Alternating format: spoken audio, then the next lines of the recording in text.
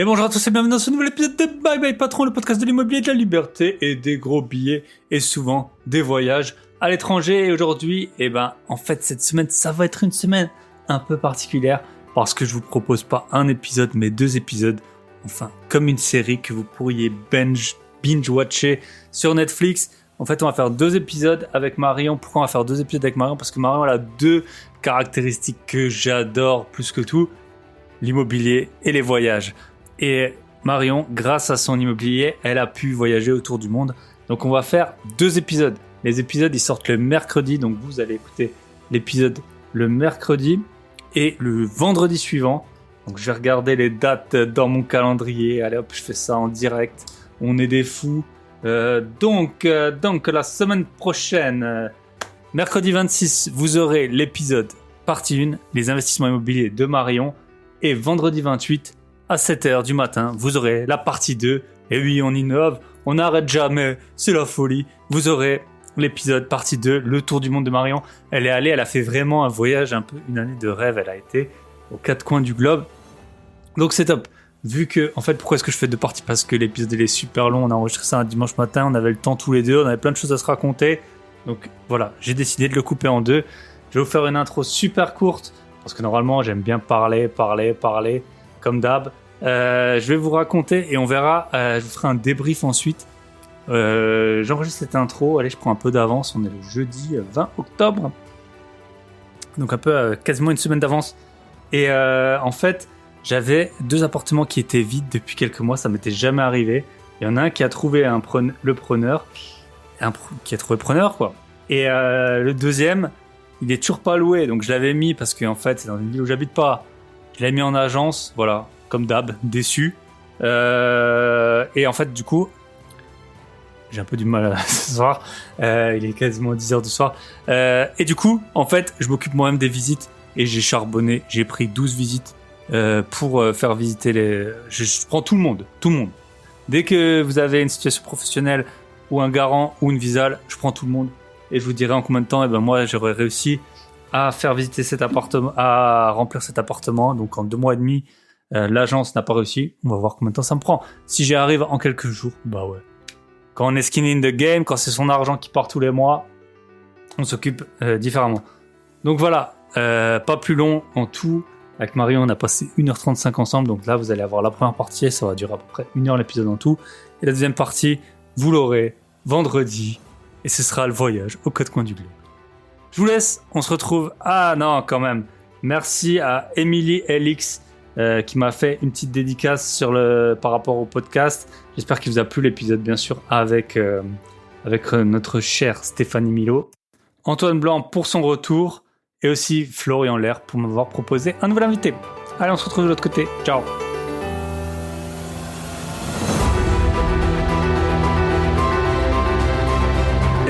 Tous et bienvenue dans ce nouveau podcast de Bye Bye Patron. Ça fait déjà 28 minutes qu'on discute avec Marion, mais c'est le moment de lancer l'enregistrement. Salut Marion, comment ça va en ce beau dimanche pluvieux? Écoute, ça va super bien, un peu enrhumé, donc je m'excuse par avance pour ma voix qui est pas très agréable à entendre. Voilà. C'est pas grave, on va quand même prendre une petite dose de soleil. Pour ceux qui ne te connaîtraient pas, est-ce que tu peux te présenter rapidement? Oui, Marion, 32 ans, et voilà, j'ai investi dans l'immobilier depuis 2018.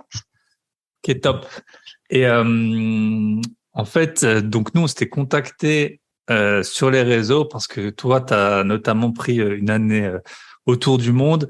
Je trouvais que c'était un super sujet. Entre-temps, il s'avère que en plus, tu es passé chez nos amis qu'on embrasse, Yann et Tony. Donc nous, on va essayer de faire un épisode un peu où on va traiter un peu des aspects différents, plus de ton parcours et après comment ça t'a amené sur ton année sabbatique. Du coup, tu peux peut-être nous raconter. Alors, tu sais, j'aime bien le podcast s'appelle Bye Bye Patron. J'aime bien, pour commencer, que les invités racontent un boulot un peu insolite qu'ils ont pu avoir ou une première désillusion professionnelle. Je sais pas si c'est un job d'été un peu ingrat ou quelque chose comme ça qui te vient. Alors moi, j'ai eu pas mal d'expériences pro différentes, mais je pense que Oh, c'est pas une désillusion, mais un lien avec l'IMO quand même. J'ai travaillé chez Monsieur Bricolage pendant 3 ans. Donc la quincaillerie n'a aucun secret pour moi. Et oui, du coup, c'est assez utile en termes de travaux. Voilà. Ok. Si je peux te parler d'un job insolite quand même. Si, ça y est, ça me vient. Donc, avant d'investir dans l'immobilier, quand j'ai voulu prendre en main mes finances, j'habitais donc à Paris. Je me suis rendu compte que mon logement, ça me prenait quasiment 50% de mon salaire. Et donc, je me suis dit, je vais essayer le fameux travailler plus pour gagner plus. Donc, moi, j'ai un bac plus 5, je suis ingénieure. Et j'ai postulé dans une agence d'hôtesse à Paris, donc pour tout ce qui est événementiel, salon, etc. Salon de Et l'auto, posé devant les voitures, des choses comme ça. voilà, exactement. Alors, j'ai pas eu l'occasion de faire le salon de l'auto, mais j'ai fait des trucs pas mal. J'ai fait le défilé Chanel. Enfin. Et en fait, je me suis rendu compte de comment on te traite en fonction de ton statut. C'est-à-dire que moi, je me définis pas par mon métier. Quand on me demande ce que je fais dans la vie, bon, ingénieur, c'est lambda, mais les gens de l'extérieur, waouh, t'es ingénieur. Je travaille dans un groupe du CAC 40, waouh, c'est génial. Et alors, en tant qu'hôtesse, ben, on te prend pour une débile. C'est-à-dire qu'un jour, j'ai assisté à un congrès sur les modes de déplacement de demain. Donc, j'ai dit à la fille qui organisait l'événement, écoute, moi, j'aimerais bien être à l'intérieur, à passer le micro, comme ça, j'écoute les échanges parce qu'en fait, ça m'intéresse. Donc, je fais une aparté, mais bien sûr, aucune des filles avec qui je travaillais et pour qui je travaillais savait que moi, j'étais cadre et que la journée, en fait, je bossais et que j'avais un salaire de cadre parce qu'il y avait que des étudiantes ou des personnes qui galéraient un peu, des mères célibataires, etc. Voilà. Et donc, je m'installe, je passe le micro et puis à la fin, je m'assieds au fond de la salle et il y a un gars de l'événement qui vient me voir et qui me dit mais vous comprenez ce dont on est en train de parler? Et voilà, en fait, c'est marrant comment on met une étiquette sur les gens. Donc, Mhm. ok, t'es ingénieur, t'es intelligente, ok, t'es hôtesse, t'es complètement teubée. Alors que, enfin, l'habit ne fait pas le moine, Mhm. non, ça veut rien dire. C'est Voilà, marrant. voilà. Et tu vois, nous, on a un peu un. Mon beau-frère, il me racontait, enfin, il m'a fait cette réflexion l'autre fois et c'est assez drôle. Donc moi, je suis alsacien, il y a beaucoup de frontaliers suisses. Et en fait, tu as beaucoup de gens, quand tu leur demandes qu'est-ce que tu fais ou qu'est-ce qu'ils font tes parents ou ils travaillent en Suisse, mais c'est pas, tu vois, c'est pas un métier, c'est juste un Oui, statut, quoi. c'est un Ou statut. des fonctionnaires, ils disent, je suis fonctionnaire. Ouais, mais tu peux être fonctionnaire, je sais pas, à la cantine d'un collège ou au ministère de la Défense, tu Ça vois, ne veut c'est pas, rien dire. c'est, parfois, c'est très, tu prends un tout petit élément de ta vie et c'est censé te définir d'une manière ou d'une autre. C'est vrai que c'est assez intéressant et c'est compliqué de se présenter quand on a beaucoup de. Tu vois, moi, on me demande souvent qu'est-ce que je fais. Bah, si t'as pas 5 minutes, ça va être compliqué pour que je t'explique un peu comment je Ben, en m'occupe, congé quoi. sabbatique, moi, ça a été très compliqué, hein. Les gens qui te demandent, ah, tu voyages, tu fais quoi dans la vie? Qu'est-ce que je Mm. réponds? Ouais, Et surtout, enfin, l'immobilier, tu sais qu'il y a ce que tu fais, il y a des gens, tu sens très vite que tu peux pas leur en parler. bien sûr. Donc, tu t'inventes des vies parallèles. Enfin, bon, Ouais, moi, j'ai fait du théâtre, donc ça me va. ça va. Et, ok, bah top. Et donc on a vu, et ça a bien payé ce métier d'hôtesse là. Alors, C'est. justement, j'allais y venir. Donc, j'ai testé ça, le travailler plus pour gagner plus. Et en fait, je me suis rendu compte que, bah, finalement, entre les impôts, tout ça, enfin, en fait, ça valait pas du tout le coup. Donc, je me suis dit, mais en fait, échanger son temps contre de l'argent, c'est complètement naze parce qu'en plus, j'ai moins de temps pour moi, même s'il y a des activités, des événements qui m'ont amusé.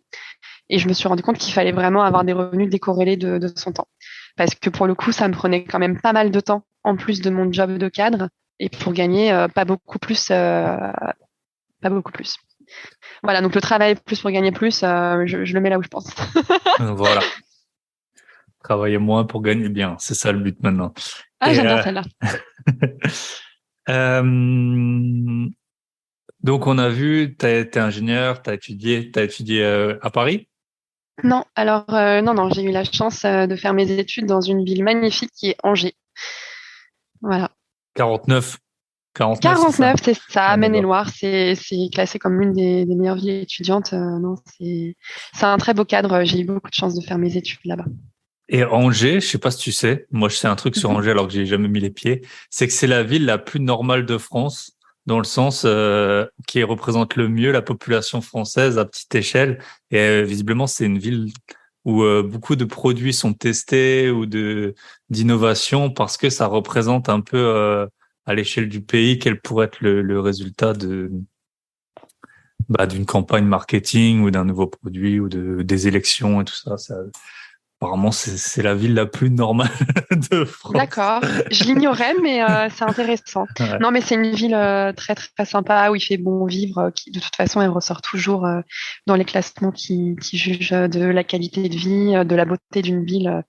Non, Angers, c'est vraiment très, très chouette. J'échangerais ma vie étudiante contre rien au monde. Ok. Eh ben, super. Et donc, tu en es venu à l'immobilier. Donc, tu avais ton métier de cadre à bac+5. Tu avais quoi, 27 ans? Non, j'avais 24 ans, 23, 24 ans. Et en fait, donc, avant même d'être immergée dans le monde du travail, bon, moi, j'ai fait beaucoup de stages, Mhm. ce qui explique aussi que j'ai pas eu l'occasion de faire certains voyages que j'ai reportés et que j'ai voulu faire dans le cadre de mon année sabbatique. Mais je me souviens, donc peut-être que mon amie Lorraine écoutera ce podcast, je me rappellerai toujours, en rentrant d'un stage un week-end, elle me dit, tu sais quoi, il y a un de nos profs qui nous a dit, là, vous êtes étudiant, vous vous amusez, mais vous verrez quand vous travaillerez, vous verrez la vie comme 4 week-ends par mois. Et moi, je me suis dit, mais je veux pas que ma vie ça ressemble à ça, quoi. Et, ouais. Alors que lui, c'était un prof. Et les profs, on vous embrasse, hein. Moi, j'ai une copine qui travaille, qui est prof agrégée. Elle travaille 10 heures par semaine et elle a jamais le temps pour rien. De français, parce que ça ça change. C'est connu que les textes de Voltaire et Ronsard, ils, ils changent d'heure en heure. Mais en tout cas, Alors, oui. alors si tu as été ingénieur, ouais, c'est sûr que c'est un autre rythme de vie. Euh, Attention, ma mère est prof, mais c'est vrai que, d'ailleurs, j'y pense à me reconvertir là-dedans pour plein de raisons. Mais, euh, mais c'est sûr qu'ils ont quand même un rythme de vie. Tu vois, je le vois à la maison parce que mon père est dans le privé et ma mère est du coup dans le public. C'est deux mondes diamétralement opposés, hein. Il y a des discussions, enfin, des fois, c'est même pas la peine. Ou même, je lui dis, dans ta classe, c'est ton propre patron. En fait, il y a personne qui va te donner des consignes, c'est toi qui donnes les consignes. Et même si l'éducation nationale a ses défauts, c'est toi qui drive ton cours. En entreprise, c'est pas comme ça. On est challengé, il y a des objectifs financiers. Enfin, le stress n'est quand même pas du tout le même et le salaire, il tombe. Enfin, même si on est salarié en CDI, les fonctionnaires n'ont pas le stress qu'on peut avoir. Je ne vous critique pas. Attention, ne le prenez pas pour vous, mais c'est vrai que de toute façon, tant qu'on n'a pas vécu une situation, on peut pas se mettre à la place de C'est l'autre. impossible de savoir. Moi, j'ai aucune idée d'à quel point je supporterais, par exemple, d'avoir des enfants, parler que à des enfants, d'une année sur l'autre, redire toujours la même chose. Mais en tout cas, pour les locataires, alors ça fait l'unanimité. Et alors, si je veux bien prendre les contre-exemples, mais les profs, c'est les pires. Dans l'ordre, vaut mieux prendre les gens au RSA, les les les dealers, les profs. Ça m'est arrivé l'autre fois. J'avais un appart. Je lui explique. Je dis, écoutez, j'ai 50 demandes sur l'appartement. La nana, elle commence à me demander des documents, des trucs. C'est normal de demander un DPE ou quoi, mais quand tu le sens tout de suite, tu vois, dans la seconde, que c'est pas la dernière demande que tu vas avoir. Et en tout cas, c'était la toute dernière de ma pile de locataires. Et d'ailleurs, alors que je lui avais dit, écoutez, je fais 10 visites aujourd'hui, j'ai eu 50 messages. Elle m'a écrit 10 jours après, ah oui, le logement est toujours disponible. Ben non, t'es parti, j'avais déjà mis. Donc voilà. Et ça, j'en ai parlé à beaucoup d'investisseurs, hein. Ils m'ont tous confirmé, les profs. Vaut mieux même un avocat ou un juriste qu'un Ouh prof. là là, non, moi je prendrais plus un prof qu'un avocat. Alors après, ce que tu dis, c'est intéressant et je trouve qu'avec le temps et l'expérience, on apprend à voir les locataires qui potentiellement seraient relous, hein. Mhm. En effet, moi, ceux qui posent trop de questions, trop de détails, je me dis, oh là là, lui, c'est un nid, il va m'embêter. Mais par contre, enfin, moi, on en parlera, mais je fais que de la colocation. Et Mhm. pour le coup, les enfants de professeurs que j'ai eus, en général, c'est des dossiers que je privilégie parce que c'est quand même des gens qui sont bien élevés, qui te rendent les appartements en bon état. Moi, par contre, j'ai jamais eu de souci là-dessus. Mais je loue à des gens qui ont moins de 25 ans, c'est pas du tout le même Mhm. profil. Parce que Non, les louer à un études. prof, par contre, non, ça doit pas être la même. Surtout qu'il y Ouais. en a des fois qui ont dans le public, qui ont eu des logements de fonction, voilà, donc eux, ils estiment que non, Couleur. c'est pas possible. Voilà. Mais on vous embrasse, hein, les profs, hein. On est contents. Grâce à vous, on a pu faire des études, Mais avoir des métiers oui, moi, bien je voulais être payés, maîtresse avant. même moi, j'aimerais bien donner des cours. J'en ai déjà donné d'ailleurs. Et j'aimerais bien donner des cours, mais après, on peut pas tout faire. Et puis, c'est Il y comme a le que gars, 24 heures. travailler plus pour gagner plus. Je suis pas sûr que l'éducation nationale, ce soit le meilleur payeur de France. Non, Donc c'est un voilà. problème. Tout ça pour en arriver je sais même plus comment on en est arrivé. Ah oui, ma copine prof qui a jamais le temps, que j'embrasse aussi. Et donc, Donc, tu t'es bien rendu compte. Tu peux nous dire combien tu gagnais en sortie d'études? En sortie d'école, j'ai commencé à 2000 net. 2000 euros net. Ouais. Et après, tu as mis combien de temps à investir? Alors, j'ai commencé à travailler le 12 janvier 2015 et j'ai commencé à investir fin 2017. Donc, c'est vrai que je me suis longtemps dit, ah là là, mais si j'avais commencé à investir en 2015, 2016, mais je serais la reine du pétrole parce que moi, j'ai investi sur l'ouest de la France, donc notamment Nantes. Mais à l'époque, les prix n'étaient pas ce qu'ils étaient aujourd'hui et Angers, c'est pareil. Ah, mais là, j'aurais été là, enfin, franchement, ça aurait été ouf. Mais bon, c'est comme ça. Ouais, on n'a pas Déjà, le choix. de toute façon, on peut encore le répéter à quel point le temps est contre nous dans tout pour la vie, sauf en immobilier. Il faut investir le plus jeune possible. Donc, bon, je vais pas me plaindre parce que j'ai quand même commencé à 27 ans. Mais voilà, investissez le plus jeune possible. Moi, quand je rencontre des gens qui ont commencé à 22 ans, mais c'est génial, quoi. Mm. Ouais, quand tu as 42 ans et que tu as des biens payés que tu as gardés après, donc tu peux en avoir revendu et tout. Mais c'est sûr que c'est complètement différent. La donne est différente. Et même, tu vois, moi, j'habite dans une ville super chère et j'ai un bon ami, il s'est marié avec une secrétaire. Donc, tu vois, les secrétaires, c'est pas les métiers les mieux payés. Sauf que ses parents, ils ont tout fait pour qu'elle achète un appart super jeune. Elle avait eu même un emprunt sur 35 ans. Et maintenant, son appart, il avait pris genre 200 000 euros entre le temps où elle l'a acheté et maintenant. Et au final, tu vois, ils ont pu acheter une maison tous les deux. Alors qu'avec ses revenus de secrétaire, si elle avait pas acheté à 18 ou 20 ans, l'avantage quand tu es secrétaire, c'est que tu fais des études super courtes. Donc, tu peux t'endetter le plus tôt possible. Tu vois, là, t'as des gens, ils ont fait des bacs plus 5 à 30 quelques années, ils ont pas 200 000 euros ou 300 000 euros de remboursés, enfin, de plus-value là. Donc, ouais, Ah non, mais investissez c'est tôt. clair. Et Investissez tôt. après, bon, faut dire la réalité de la vie. T'as investi au bout de 2 ans. Moi aussi, ça faisait 2 ans que je travaillais quand je me suis lancé. Faut aussi mettre de l'argent de côté, hein. T'en as pas. Moi, j'avais même emprunté pour acheter mes premiers meubles et puis, et puis payer la caution de l'appartement.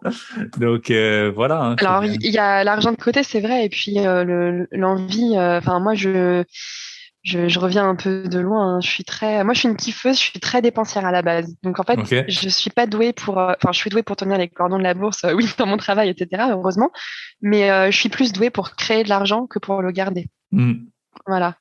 Et en fait, enfin, moi, du coup, je suis vraiment un pur produit de l'école. J'ai été formatée, conditionnée. T'es bonne à l'école, tu vas faire ci, tu vas faire ça. Et je me revois encore quand j'ai commencé à travailler en 2015. Je travaillais dans une tour de la Défense au 14e étage. Et je revois une scène où je regardais les gens qui gravitaient comme des électrons, comme une fourmilière là, pour traverser l'esplanade, certains trottinettes, d'autres avec des trucs pas possibles. Et je me suis dit, bah voilà, c'est la société, c'est le système, c'est comme ça, je l'accepte en fait. Hmm. Ma vie, ça va être ça. J'échange du lundi au vendredi, je travaille et c'est ce qui paye mon train de vie, mes week-ends, ma liberté, mes congés payés. Moi, j'avais vraiment accepté cette contrepartie-là. Hmm. Et en fait, j'étais très insouciante, très on vit au jour le jour, on verra. Et et il y a eu des événements dans ma vie personnelle qui ont fait que j'ai perdu des gens de manière prématurée. Et je me suis dit, bah, en fait, non, la vie peut basculer du jour au lendemain, donc il faut prévoir l'avenir. Donc c'est comme ça, en fait, que j'ai commencé à mettre de l'argent de côté, parce qu'avant ça, je le faisais jamais, alors que mon père travaille sur le recouvrement en banque. C'est assez drôle. Et du coup, de fil en aiguille, je suis tombée dans l'immobilier comme ça, en fait. Ok. Ah bah Voilà. en fait il y a souvent un petit déclencheur, c'est pas le même pour tout le monde, ça peut être une rencontre, ça peut être être dans une ville, moi j'étais dans une ville où les prix faisaient que monter super vite. Donc je m'étais dit soit j'achète maintenant, soit ça se trouve avec mon salaire dans 1 an ou dans 2 ans, je peux plus acheter. Quand t'as les apparts qui prennent 30 40 000 euros par an, ben voilà, t'as vite fait les comptes, même si t'arrêtes de manger, t'arrives pas à compenser en fait cette hausse des prix. Donc super. Bah dites-nous. Alors là, on va ça. Ouais, ça va. Ça fait un petit quart d'heure qu'on a commencé. Qu'est-ce que t'as acheté et puis où t'en es aujourd'hui? À quoi ça ressemble Ok. un peu ton parc? Alors, comme je travaillais sur Paris, je me suis rapidement rendu compte en cherchant donc dans la ville dont je suis originaire, donc Nantes, que finalement les annonces elles étaient postées, puis une heure après il y avait plus rien. Et j'avais un billet de jugement, c'est-à-dire que moi je me disais à part Paris et Lyon, Nantes c'est ma ville donc c'est lambda. c'est pas la folie. Et en fait, si. Donc j'ai mandaté un chasseur qui m'a fait visiter un bien très rapidement. Et alors on dit souvent qu'il faut pas mettre d'émotion dans l'immobilier, mais alors non, moi je suis tout l'inverse. C'est-à-dire que il m'a dit j'ai rentré un bien, je te le fais visiter dans 3 jours. Je lui ai dit non, j'ai vu comment ça se passe sur le Bon Coin, etc. Je veux le visiter aujourd'hui. Donc il appelle l'agent immobilier, on convient d'un créneau horaire quelques heures plus tard. Il m'envoie l'adresse, je m'y rends à pied. Avant même d'avoir franchi le seuil de l'appartement, je l'attendais, je me suis dit l'emplacement il est ouf, j'achète, alors que je l'avais même pas vu. Mm. Donc je suis rentrée dedans. Donc c'était un appartement de 75 mètres carrés dans son jus des années 60, complètement cloisonné avec le parquet d'origine, des fenêtres, pardon, simple vitrage, la baignoire sabot, le lavabo dégueulasse. Et l'appartement était à un prix vraiment défiant de toute concurrence. Donc j'ai fait une offre sur le tout de suite et ça a été accepté. Et alors petite anecdote, c'est que cet appartement était occupé par un monsieur un peu foufou qui a été placé sous tutelle. Et donc, en fait, mon dossier, il est passé devant le juge des tutelles qui voulait comprendre. Bah, pour ceux qui connaissent Nantes, donc j'ai acheté à Saint-Miel un appartement de 75 mètres carrés, 130 000 net vendeur. Donc c'est passé devant le juge des tutelles qui voulait comprendre pourquoi le prix était aussi bas et vérifier qu'il ne se faisait pas léser. Mais l'appartement était tellement défoncé que, enfin, il y avait beaucoup de travaux à faire. Donc en fait, moi, dès que je suis rentrée dedans, je me suis dit, ouais, c'est fou, je peux faire tout ce que je veux. Il y avait quasiment aucun mur porteur à part dans le couloir et je voulais pas le modifier. Je pouvais tout abattre, tout refaire. Donc ça a été le projet. J'ai tout refait en mode coloc 4 chambres et et alors maintenant, ça me paraît loin. Les travaux, ça a été un peu compliqué. Évidemment, j'ai eu dépassement de budget, j'ai eu dépassement de délai, j'ai eu des artisans qui se sont frités. Enfin, je dirais que en fait, c'est maintenant, je me rends compte que c'est commun. Mais quand Mm. tu es jeune, c'est quand même des situations pas évidentes à appréhender. Et puis à partir du moment où je l'ai meublé et que j'ai fait les visites, alors au début c'était compliqué. Les gens arrivaient donc en me disant ah c'est toi la coloc et tout. Non non, je suis la propriétaire. Ah bon c'est non vous êtes une agence. Non, non, c'est moi. Donc, bref, c'était un petit peu compliqué. Maintenant, j'ai vieilli, donc ça va mieux. Et puis, je joue beaucoup du Mm. masque. Je vais en visite avec le masque. Comme Voilà. ça, les gens, je vois dans leur regard qu'ils disent, mais elle a quel âge? Mais ils savent Mm. pas trop. Et du coup, en fait, une visite et pouf, j'ai tout loué. Trop Donc, bien. et j'ai encore la photo, je crois, de mon premier dépôt où j'ai encaissé. Enfin, en gros, sur cet appartement-là, alors maintenant j'ai plus, mais à l'époque, j'avais 2 000 € de loyer. Donc moi, je gagnais un peu plus que ça, mais en gros, ça faisait ce premier loyer de 4 chambres en colocation me faisait quasiment l'équivalent de mon salaire, quoi. Mm. Donc là, tu te dis, c'est dingue. Et l'appart, Je il vais te coûte 1000 recommencer. 1000 € par mois à peu près, je Non, pense. 677 € de crédit. Ouais. Alors Après, après, t'as je prends du la box. chauffage, la Ouais, box, le je prends à ma chauffage. charge le chauffage, l'électricité, la taxe foncière, la box internet, dès qu'il y a un truc de cassé. Enfin voilà. En plus, moi, je suis très quartier, je préfère payer cher le mètre carré, même si là, c'était pas le cas, et avoir des locataires de qualité. Et je vois la différence parce que j'ai aussi des logements sur Saint-Nazaire et j'ai des profils, pardon de le dire, hein, mais beaucoup plus qu'Assos. Et dans ce quartier-là, qui est très prisé à Nantes, j'ai que des locataires de qualité. Mm. Ça Ouais, joue c'est très énormément. intéressant. C'est vrai que moi, j'ai acheté 2 biens dans un quartier un peu moins bien, pas qui craint, mais un peu moins demandé. Tu vois que c'est pas du tout les mêmes locataires. Et il y a un salon dans l'appartement? Alors, c'est ça qui est assez dingue parce qu'on a du mal à s'imaginer que dans 75 mètres carrés, ce soit possible d'avoir 2 salles de bain, un toilette séparée, 4 chambres, cuisine, salon. Et si j'ai ouvert la cuisine sur le salon parce que dans ces appartements années 60, 70, c'était la mode de tout cloisonner. Mm. Mais ouais, j'ai un salon et la pièce de vie, elle est assez grande en fait. Il y a même 2 canapés, tu vois. Mm. Ok, top. Ouais. Et les travaux, ça t'avait coûté combien?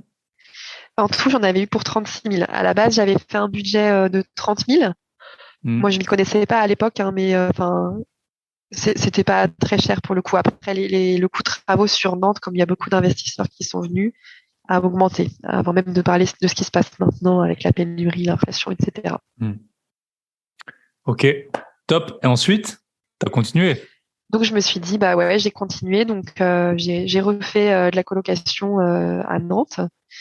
J'avais comme objectif, en fait, de me dégager en termes de cash flow l'équivalent de mon salaire pour 30 ans. C'était mon objectif. Pour tes 30 ans. Ouais, pour mes 30 ans. Mmh. Et le prix de l'immobilier est monté en flèche à Nantes. Et du coup, je suis partie sur Saint-Nazaire. Qui est vachement cher refait. maintenant, puisqu'on a un élève là du Club Invest, enfin des membres, qui est de Saint-Nazaire, et les prix, enfin c'est en tout cas surtout sur les petites surfaces, c'est quand même assez élevé, hein. Alors, sur les petites surfaces, c'est vrai, c'est cher. Il te parlait peut-être des coins qui jouxtent plus la Baule, où la Baule, tu peux avoir des prix vraiment de dingue, hein, comme à Paris, 10 000 du mètre. Bon, Saint-Nazaire, on est quand même en dessous, mais ça a bien, bien monté. De toute façon, il y a l'ouest de la France, c'est extrêmement dynamique, hein, quand tu regardes, moi je travaille dans l'industrie, ne serait-ce que ça, tu regardes une carte des années d'il y a 30 ans par rapport à maintenant, tout se décale de l'est vers l'ouest. Donc il y a un bassin d'emploi qui est énorme. Et il y a beaucoup de Nantais, beaucoup de Parisiens sont venus à Nantes et beaucoup de Nantais partent à Saint-Nazaire pour la qualité de vie, le front de mer qui a été refait. C'est une ville qui était assez mal réputée. Moi, quand j'étais petite, c'était un peu la ville du shit, la ville ouvrière, etc. Et en fait, non, c'est une ville qui est très sympa. Elle est pas très belle parce qu'elle a été détruite pendant la Seconde Guerre mondiale, donc ça a été reconstruit vite et pas très bien. Mais c'est une ville qui a beaucoup de potentiel. Ok. Et donc à Saint-Nazaire, de la coloc nouveau? Oui. Moi, j'ai fait jusqu'ici que de la colocation. D'accord. Parce que je voulais, du coup, je voulais des biens, je voulais pas faire des petites surfaces, je voulais des grandes surfaces, des biens qui prennent de la valeur et qui dégagent du cash tous les mois. Et je voulais pas faire de Airbnb parce que quand je vivais en région parisienne, je voyageais beaucoup et je louais mon propre appartement sur Airbnb le week-end. Et c'était tellement chronophage que je n'ai pas voulu réitérer cette expérience-là. De toute façon, on dit souvent que les revenus locatifs sont très corrélés au risque et au temps que tu prends.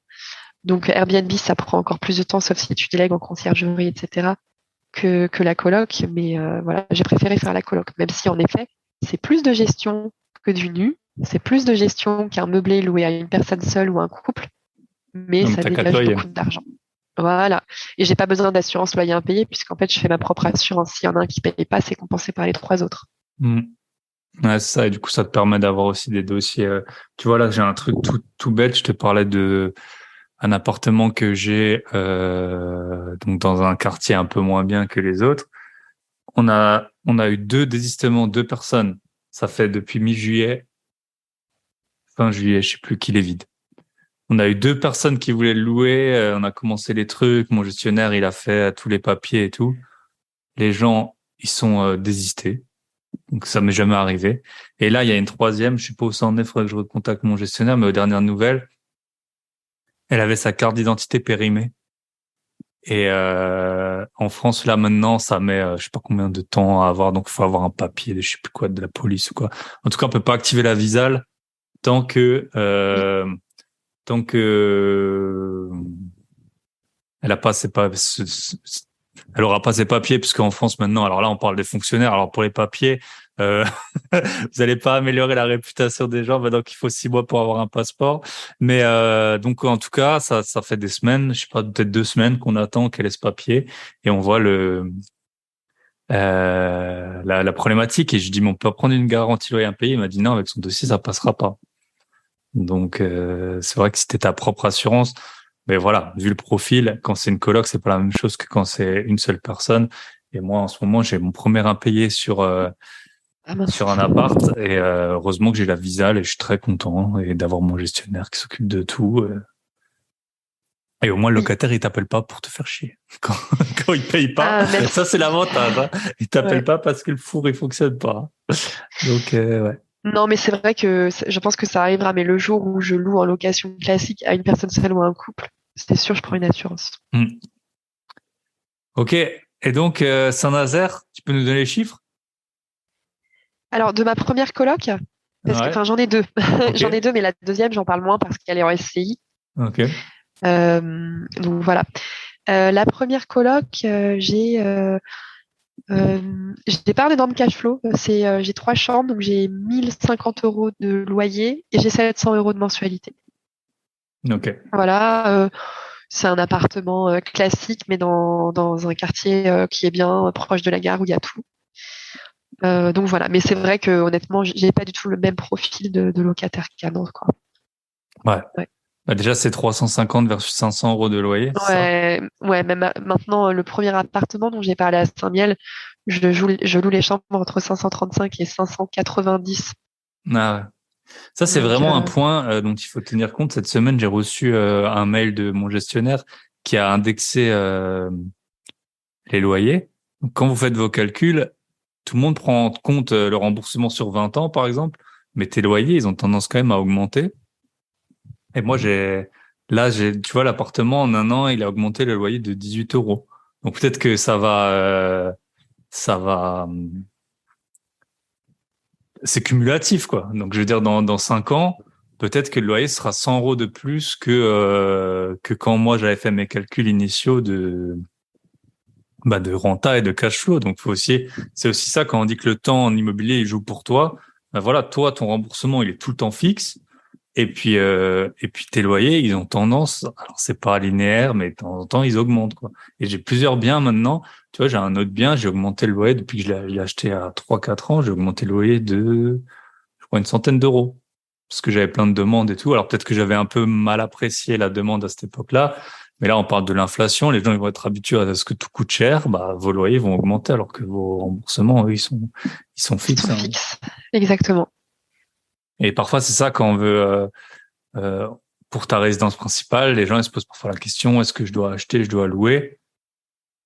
Louer, c'est moins cher dans les villes, par exemple, je sais pas, à Paris ou dans les villes. Mais en contrepartie, ton loyer, dans 10 ans, il sera beaucoup plus élevé que maintenant, tu vois, si tu restes locataire. Donc, Oui, et c'est puis t'as faut toujours rien capitalisé. et t'as rien Alors, capitalisé. mais il faut vraiment peser le pour et le contre, hein. Moi, j'avais Mm. fait le choix. J'ai vécu 5-6 ans à Paris et en région parisienne ensuite. J'avais fait les calculs et ça me coûtait moins cher de rester locataire, Mm. vu la durée dans laquelle je comptais m'inscrire. Donc c'est un équilibrage à trouver et c'est vrai que c'est aussi pour ça que à la base je me suis lancée dans l'immobilier en me disant bon, les gens qui disent qu'il ne faut pas balancer un loyer par la fenêtre ont peut-être raison, donc je vais étudier le sujet. Mm. Mais en fait, c'est pas forcément vrai. C'est du cas Mm. par cas. Ouais. Ouais, c'est des vraies questions à se poser. Et puis, aussi en fonction de l'endroit où tu veux habiter, comment tu peux faire. Peut-être que tu peux acheter un. Parce qu'en fait, moi, en ce moment, je suis en plein de réflexion si je dois me racheter une RP. J'en avais une, je l'ai vendue. Et en fait, j'habite dans un endroit, donc là, ça fait quelques mois que je suis locataire. J'habite dans un endroit qui est l'endroit le plus cher de la ville, la plus chère d'Europe, donc c'est simple. Euh, donc, mais je suis super bien placé. Et là, je regarde pour acheter, et c'est même pas un problème de prix. Souvent dans ces quartiers, c'est un problème d'offre. Il y a très très Oui. peu d'offres. Et en fait, je suis en train de me poser la question, est-ce que j'achèterais pas un truc, même tu vois, moi je me balade beaucoup à vélo, même à 7 8 minutes à vélo, ce serait pas aussi pratique que maintenant. Donc je me dis, est-ce que, vu que c'est cher, de toute façon, il n'y a pas d'impôt, parce que c'est pas du tout rentable, c'est comme si tu achètes un bien à Paris, et ben je me pose la question, et c'est une vraie question, est-ce que je vais pas acheter un bien comme je l'achèterais pour moi, mais je le mets en location, et puis moi je reste locataire, tu vois. C'est, en tout cas, ça, après, ça dépend Moi, j'aurais des, tendance à faire ça. Dans une ville voilà. qui coûte très cher, oui. C'est des questions en tout cas qu'on est en droit de se poser. Et tu vois, t'as le gros, on a un peu, on a un peu dévié, mais moi le gros point parce que je suis en plein dedans, j'ai organisé plus de 20 visites en 6 jours pour dont le dimanche où je visite pas. Moi, je fais toujours et quand j'achète des biens pour investir, je fais toujours un peu du volume parce que c'est, je trouve, un très bon moyen de négocier ensuite parce que tu es sur plusieurs fronts, tu peux envoyer. Après, quand c'est pas ta RP, t'as aucun sentiment, tu fais les calculs, tu balances l'offre et puis c'est différent. Mais tu vois, il y a un point qui est super important pour moi, c'est d'avoir un emplacement de garage parce que je pars souvent des semaines. Donc, faut que ma voiture, je peux pas la laisser dans la rue. Voilà, c'est aussi une perte de temps énorme de chercher une place et tout ça. Et ça, c'est pas du tout rentable quand tu le loues. Là, dans la ville où j'habite, ça coûte entre 50 et 150 000 euros à un box de garage. Donc, Ouais. et ça se loue à peu près 200, tu vois. Donc, la renta, elle y est pas. Donc, si Non, à j'achète, Paris, ça se loue plus cher que ça. ouais, bah, ça dépend des endroits, je Les pense. emplacements, oui. Mm. Mais, Mais tu vois, pour habiter, c'est super important. Et même si tu achètes 50 000 ou 100 000, ok, ça fait chier, mais tu le revendras à ce prix-là. Après, si c'est pour louer. T'as pas besoin, toi, d'un emplacement. C'est pas toi qui vas te galérer à chercher ta place. Et donc, c'est toujours des calculs, en tout cas, dont il faut tenir compte. C'est pas la même chose d'acheter une RP, d'acheter du locatif. Mais parfois, il vaut Non, mieux rester locataire. Parfois, il vaut mieux... mais au moins, avoir un bien dans l'endroit où... Enfin, en tout cas, ça, c'est ma réflexion du moment. Dans l'endroit où tu penses que tu vas rester assez longtemps, avoir un bien dans cette zone, c'est pas idiot parce que tôt ou tard, peut-être tu vas pouvoir le récupérer, complètement. tu vas être couvert sur les augmentations éventuelles des prix. C'est ça, l'appartement que j'ai acheté à Saint-Miel, c'est mon quartier préféré à Nantes. Je ne sais pas si un jour j'aurai l'occasion d'habiter dedans, pardon, mais ce serait mon souhait. Et si je le récupère, à avoir un crédit en dessous de 700 euros pour un appartement de 75 mètres carrés dans ce quartier, ça n'existe pas. Mhm. Donc oui, acheter dans un endroit où on se projette à terme. C'est vrai que j'ai géré mes investissements à Nantes et à Saint-Nazaire depuis Paris. Euh, on peut déléguer, hein, mais moi, acheter à l'autre bout de la France, dans une ville que je maîtrise pas forcément, je ne souhaite pas Mhm. travailler comme ça. Ouais, ouais, ça complique tout, ça complique tout. Et tu vois, moi, j'ai beaucoup d'investissements à distance. C'est une organisation de malade pour visiter et tout. Après, c'est parce que j'ai investi dans des villes rentables que je connais aussi, où j'ai soit été étudiant, où j'ai habité et tout ça. Mais là, vu que c'est la ville où j'habite, ben, tu vois, j'ai passé les premiers coups de fil jeudi, on est dimanche, j'ai déjà visité 10 biens. Alors que sinon, ça me prend toute la semaine d'organiser. Je prends le vendredi et le samedi, et puis d'organiser les trucs, redéplacer et tout. Là, j'y vais, je suis en 5 minutes, et puis c'est réglé, quoi. Oui, voilà, moi, Donc, je fais un cercle de 1 heure autour de mon domicile, donc mhm. 1 heure de Nantes. Et je pense que j'aurais du mal à aller au-delà. Bon, ce qui est bien, c'est qu'à 1 heure de Nantes, 1 heure de Nantes, j'ai Angers, j'ai Saint-Nazaire, j'ai la Vendée. Il y a beaucoup de potentiel. Mais aller Mhm. au-delà, j'aurais du mal. Ouais. En tout cas, voilà, c'est toujours. Je savais pas qu'on allait aborder ce sujet, mais vu que c'est un peu mon quotidien en ce moment, vu que je suis dans cette pleine réflexion d'achat éventuel de RP, et ben acheter proche de chez soi, c'est plus simple, mais c'est pas rentable forcément. Enfin, en général, Tout le là où il y monde a ne de peut pas le l'argent pour le faire. travail, et ben l'immobilier il coûte cher. En général, c'est comme ça que ça se passe. Vous Exactement. allez à Singapour, vous êtes super bien payé, mais l'immobilier il coûte super cher. Donc c'est comme ça que ça se passe. Ok, top. Donc tu as eu tes 3 colocs, et ça a été et à la troisième c'était en SCI parce que là Alors, euh, en plus, non, on va pas faire les chiffres, mais j'en ai plus que ça. Mais ma ok, dernière, c'est en SCI. ok, top. En tout cas, voilà, t'as empilé les lots comme des Lego, hein, c'est génial. Et et t'as que des colocs par contre. Pour le moment, oui, j'ai que des colocs. Donc, comme j'ai un travail salarié à côté, c'est un peu ma petite entreprise, donc je fais ce que je Hmm. veux. Au début, ça m'amusait de gérer les groupes de colocation. Donc, j'ai fait des groupes étudiants, j'ai fait des colocations jeunes actifs. Quand ils te racontent qu'ils sont super potes et qu'ils te montrent des photos, c'est chouette parce que quelque part, je fais un peu le Tinder de la coloc. En fait, je voyais très vite quel profil va marcher avec un autre, parce que c'est moi Hmm. qui choisis les colocs, hein. Je leur demande leur avis, mais je mets pas de clause de solidarité. Je veux pas d'amis. En fait, le truc, c'est que oui, j'ai fait beaucoup de colocations quand j'étais étudiante. Mes amis, la plupart aussi, vivaient en colocation. Et alors, enfin, on a tellement, désolé de le dire, mais détruit les appartes ou fait la fête que je me suis dit, moi, c'est mort. Je ne louerai jamais à une bande d'amis. Je veux pas de soirée. Je veux pas de problème avec les voisins. Hmm. Donc, je prends des gens qui se connaissent pas et ouais, je fais un petit peu le Tinder de la coloc. Donc, ça m'amusait, mais maintenant, j'en ai marre de gérer l'humain et tout. Donc, un de mes Ouais. objectifs, c'est de trouver un gestionnaire. Et puis, la coloc, voilà, ça te permet de faire une boule de neige parce que Tu t'as rentres beaucoup de beaucoup de loyers, loyer, etc. ouais.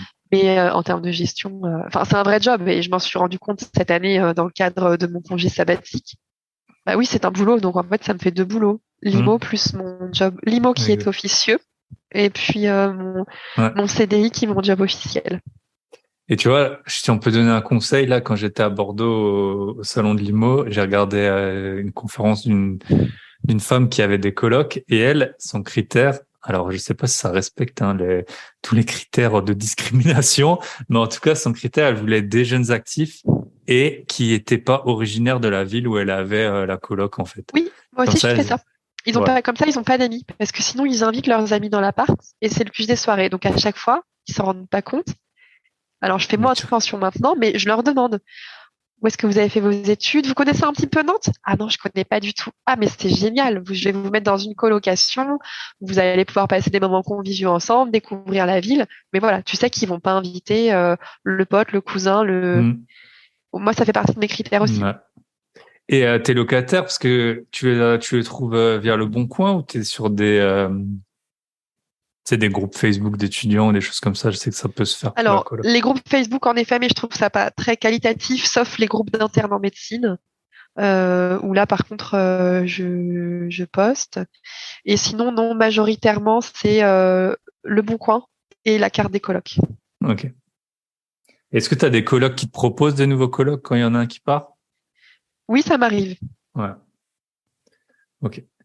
Top. Eh ben, on peut passer sur ton année 2021-22, si Oui, ça te va. ça me va. Euh, Est-ce que tu as un autre où tu voulais rajouter quelque chose sur tes investissements? Là, comme ça, non, pas forcément, mais c'est vrai qu'on peut faire la transition de comment j'en suis arrivée à prendre une année sabbatique. Voilà. Même si moi aussi, de manière, enfin, rétrospectivement, euh, comment faire le lien? Bah, du coup, donc Qu'est-ce qui voilà, s'est passé? Quel a été le déclencheur? Comment ça t'est alors, venu? il y a une concomitance de plusieurs événements, on va dire. Euh, donc, j'avais mon objectif d'en cours. Alors, je préfère pas donner de chiffres, mais donc, mon objectif, c'était d'avoir en cash flow l'équivalent de mon salaire à 30 ans et un certain encours que j'ai atteint. Et du coup, je me suis dit, bon, bah voilà, Par exemple, en cours, ça pourrait être 1 million d'euros d'emprunt et 3 000 euros de cash flow. Et donc, avec voilà, ça, on peut prendre euh, ça comme chiffre à titre illustratoire. hmm, Mais ça se dit, ça, je fais un néologisme à illustratif, titre je sais pas. d'illustration. Hmm. Et en fait, comment expliquer? Alors, Ça, donc t'as moi, réussi. Premier objectif rempli. voilà, je me suis dit, bon, bah, j'ai atteint mes objectifs, et maintenant, je fais quoi? Bon, déjà, j'ai atteint ces premiers, mon objectif et un premier palier. Euh, et puis, il y a eu bah, le Covid. Et en fait, moi, je travaille dans une entreprise étatique. Donc, notre client principal, c'est l'État. Et comme il y avait une incertitude dans le privé, il faut savoir qu'en 2020, l'État a débloqué beaucoup, beaucoup de budget public dans les différents ministères. Et donc moi, le ministère pour lequel je travaille a débloqué beaucoup de budget et je travaillais sur des projets français et du coup, j'ai eu énormément de travail. C'est-à-dire que déjà, moi, le premier confinement, nous, il n'y a pas eu de chômage partiel. Moi, j'ai passé mes congés payés, enfermés, pendant que d'autres personnes sont au chômage partiel Hmm. et Ah oui, il y a derrière des gens partent en en France vacances l'été. qui ont dû prendre Voilà. leur congé. C'est ça. Et donc, Je- et toi, donc, ben après, tu n'as plus de congés payés pour partir, donc c'est super. Et ensuite, bah, j'ai pas eu de congé entre janvier 2021 et octobre 2021 parce que ben j'avais trop de. On m'a demandé de Travail. rester, quoi. J'avais trop de charge de travail. Donc déjà, au niveau du travail, c'était too much. J'en pouvais plus. Et et puis, autre événement qui n'était pas prévu, je me suis séparée en juin 2021. Donc voilà. Aujourd'hui, enfin, oui, je le vois un peu comme une opportunité parce que si je m'étais pas séparée, je n'aurais pas fait mon congé sabbatique. Je serais pas partie toute seule. Ciao, je te laisse, je pars. Mhm.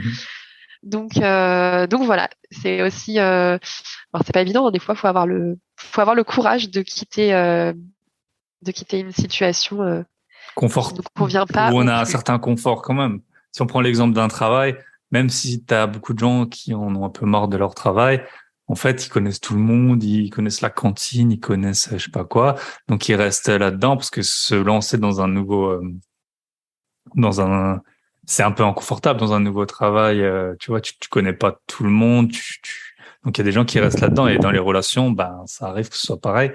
Et bon, la séparation, on en parle pas trop. J'ai fait un épisode avec Romain là, on en a un peu parlé. C'est un vrai sujet hein, pour les investisseurs. Il y a beaucoup d'investisseurs qui sont séparés. Euh, alors je dis pas que c'est à cause de l'IMO, mais parfois c'est peut-être au bout d'un moment, toi tu deviens super peut-être ambitieux ou tu vois qu'il y a une autre voie qui est possible. Là, quand j'étais au salon de l'immobilier, il y a un type, il a charbonné comme un fou. Il m'a dit, il a acheté 18 apparts, je crois, en 3 ans. Et en fait, sa copine, elle était super carriériste. Alors moi, les ruptures que j'ai connues, c'était plutôt par exemple, un conjoint qui est plus plan-plan et qui ça tout lui va bien et donc il comprend pas. Là, en fait, il m'a expliqué que sa copine était super carriériste et elle lui disait, mais tu vas faire. Donc lui, il avait réussi en 3 ans à acheter assez d'appartements pour remplacer son salaire. Et puis sa copine, elle lui disait, mais en gros, tu vas devenir un chômeur, tu vois. Enfin, ils se sont séparés à cause de ça, quoi. Elle comprenait pas que lui voulait plus bosser, alors qu'en fait, il a charbonné comme 10 pour acheter 18 biens et puis les mettre en exploitation en 3 ans. Donc c'est un vrai sujet. Et je pense quand on est investisseur, faut vraiment, vraiment. L'amour, c'est trop beau, hein. On adore, c'est beau, les papillons, tout ça, on sourit.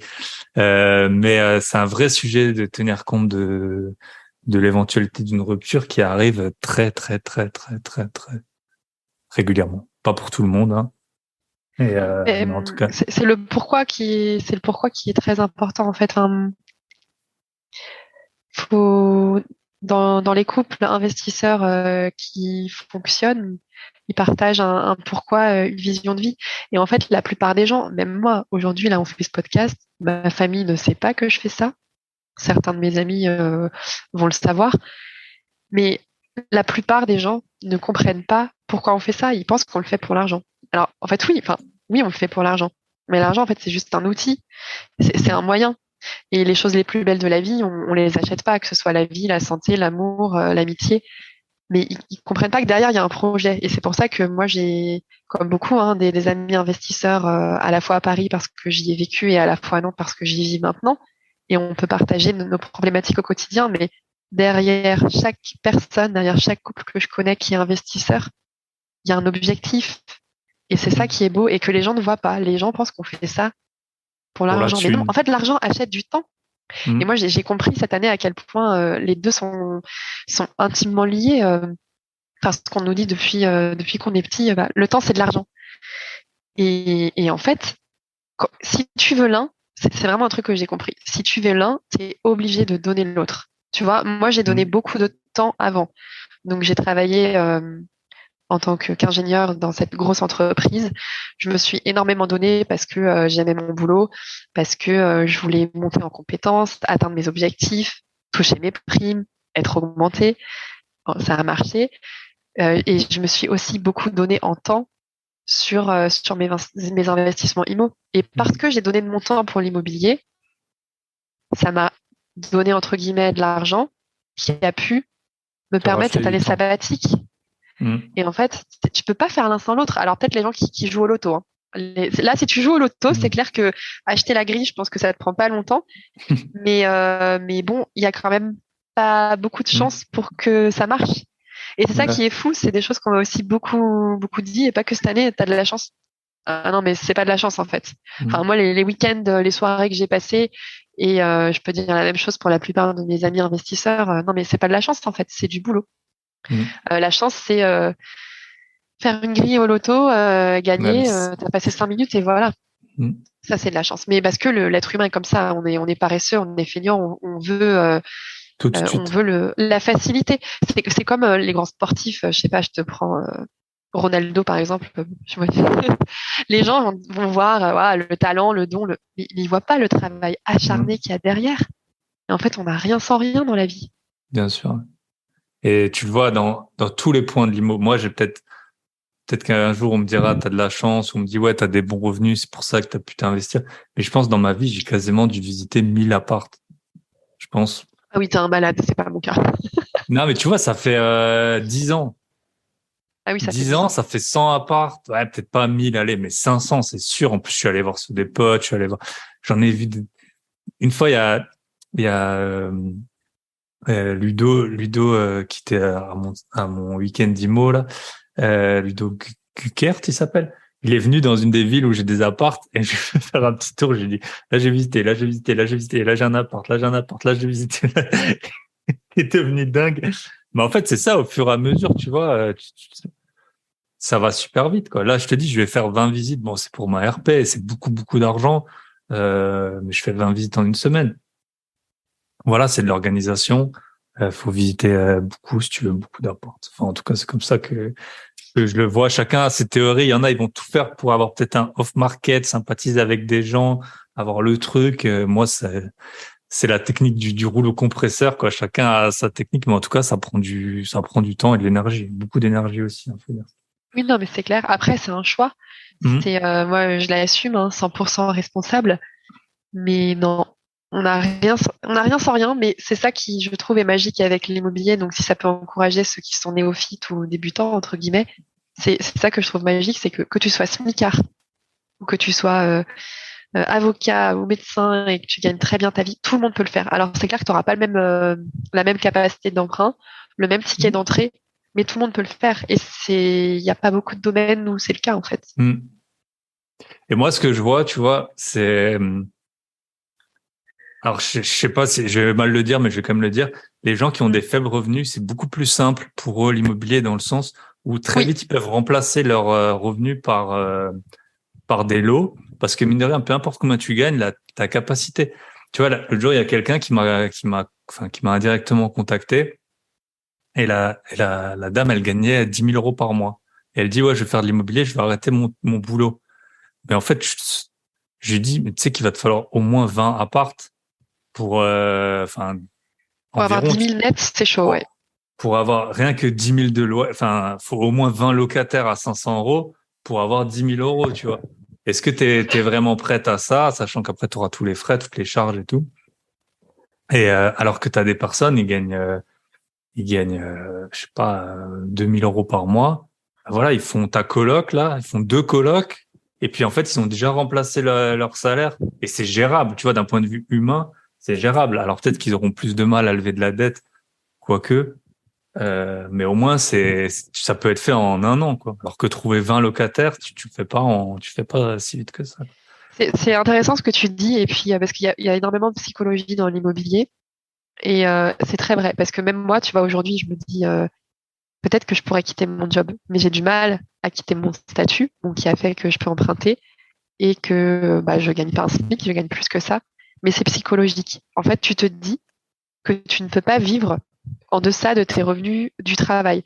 Donc en Mhm. effet, je sais pas, un chirurgien qui gagne très bien sa vie, même si lui, il a 5 000 euros de cash flow, ça couvre pas Mhm. son Son train salaire, de et vie. ben pour lui, c'est pas suffisant. Alors que Ouais, finalement, il peut vivre avec moins. Mais en général, on a un rythme de vie qui va avec notre salaire. Faut pas se bien sûr. mentir. Mais après, tu vois, moi je connais très bien quelqu'un qui est indépendante et en fait, elle a tous les bons plans vu qu'elle fait comme elle veut. Elle peut travailler d'où elle veut. Enfin, elle est indépendante géographiquement notamment. Elle prend des billets d'avion qui coûtent 25 euros. Elle prend le covoiturage qui va mettre peut-être 4 heures au lieu de 2 heures de TGV, mais ça aura coûté 10 balles. Et en fait, ça fait des sacrées économies quand elle a la complète liberté. Euh, Du temps. Enfin, moi, je sais que je dépense énormément d'argent dans les déplacements. Après, ça dépend. Mais ouais, du temps, de t'arrêter quand tu veux, de travailler quand tu veux, ça peut vraiment très fortement. Enfin, moi, si j'achetais les billets d'avion et les billets de train les moins chers de la semaine, ce serait une économie de, je sais pas, mais des centaines d'euros par Non, mois. mais bien sûr, mais je me suis rendu compte de ça aussi cette année parce que c'est ce que j'ai fait. Donc, je vais souvent à Paris parce que j'ai de la famille et des amis là-bas, parce que j'ai pris l'avion évidemment cette année.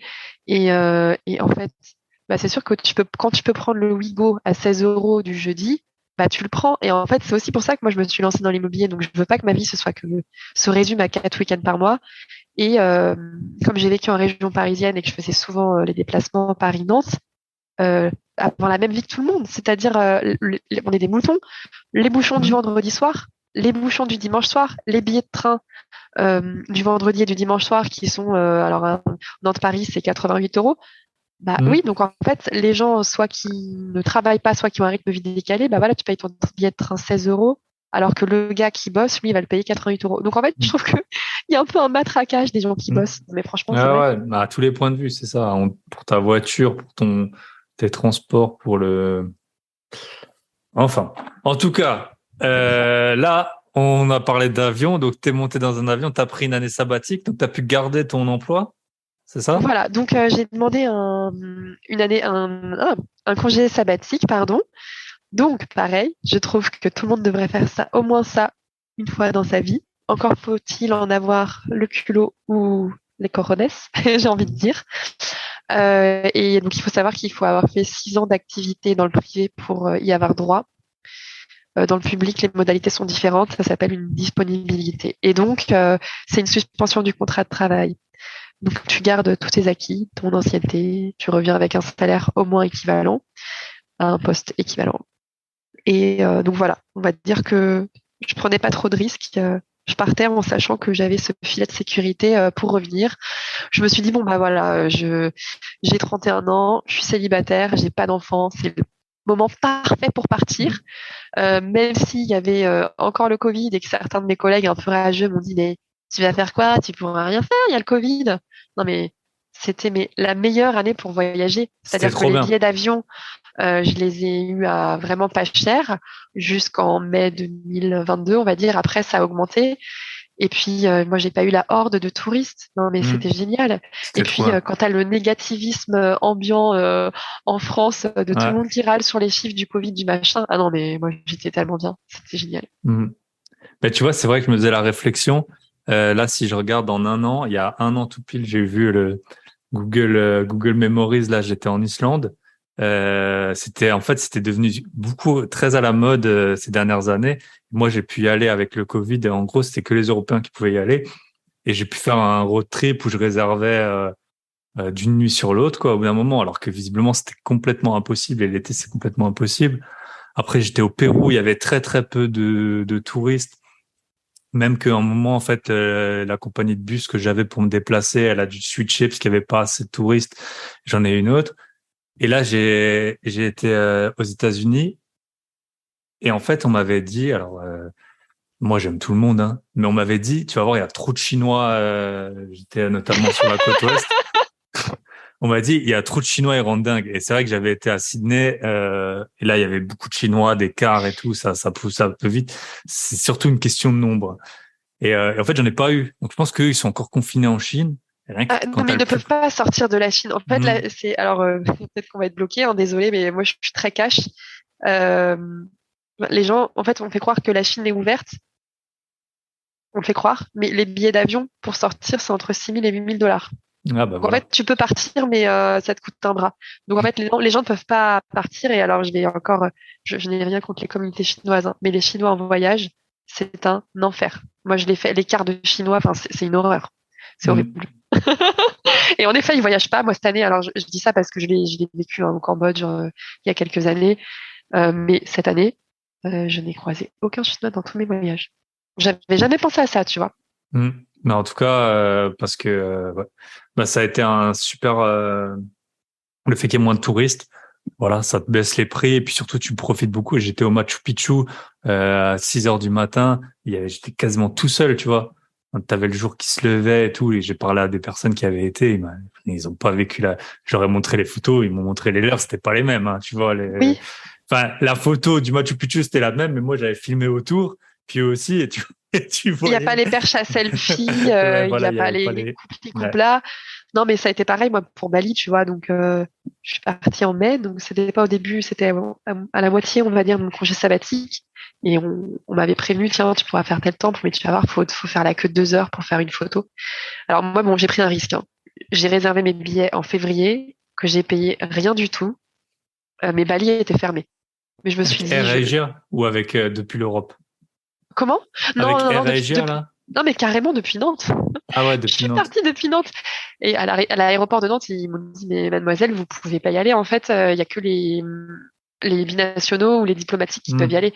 Donc je leur dis, non, non, il a fallu que je remonte par A plus B que depuis, donc on était en mai, que depuis mi-avril, j'avais le droit d'y aller. Et du coup, je suis arrivée, mais c'est simple, j'étais Bali, normalement, c'est blindé de touristes, surtout d'Australiens, beaucoup de Français aussi. Et moi, j'étais tranquille. Hmm. Tous les temples que j'ai faits, j'ai des photos magnifiques et j'ai pas fait la queue pendant 3 heures pour prendre les photos. Donc non, c'était vraiment une superbe année pour voyager. Ok. Ouais, mais c'est. Exact, hein. Et puis là, on voit maintenant les avions, ils sont tous blindés. Tout est devenu beaucoup plus cher. Mais bon, je pense que niveau touriste, en tout cas à l'échelle mondiale, ça va encore. Euh, Est-ce que tu peux nous raconter on va faire un podcast un peu plus long. Ok. C'est dimanche, j'ai le temps. Je ferai une intro plus courte. Tu peux nous raconter. Donc, t'es parti en octobre 2021. T'es parti vers Ouais, où? je suis partie en octobre 2021. Et voilà, Mario est parti en octobre 2021. Comme je vous l'ai annoncé en début d'épisode. La suite, vendredi, 7h du matin, vous aurez la suite, son voyage autour du monde. Voilà. Vous pouvez me dire ce que vous avez pensé de ce petit format série. C'est vrai que c'était un épisode qui était long. 1h35. En plus, il s'avère que Mario et moi, on avait discuté avant et après. Donc voilà. La suite, le voyage de Marion autour du globe, vendredi 7h. En attendant, n'oubliez pas, partagez, likez, commentez. Ça me fait super plaisir, ça me fait toujours du bien. Et j'espère que vous avez apprécié ce petit moment avec Marion. On se retrouve donc dans 2 jours. Allez, bonne semaine à tous et à bientôt. Ciao.